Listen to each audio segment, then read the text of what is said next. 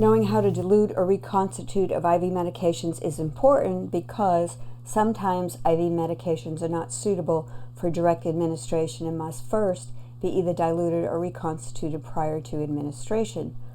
For example, you may have a powder medication that needs to first be reconstituted, or you have a liquid medication that is too strong or concentrated to administer and you must dilute it first.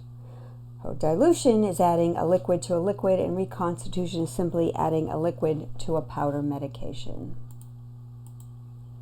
The two steps when diluting or reconstituting is first, always add the liquid. Dosage calculations are done after you dilute or reconstitute. The second step is just simply to solve the dosage calculation using this formula: order over half times volume equals how many milliliters to be administered for the right dose. An example would be the order is for 500 milligrams IV and you have a 500 milligram powder. So step one, add the liquid first. And what you need to know is what kind of liquid, how much liquid, and what is the final concentration. But take heart, the medication label will tell you, or the insert with the medication will tell you. So in this example, it tells you to use sterile water and to add 1.7 milliliters of sterile water. And the final concentration is 250 milligrams per milliliter.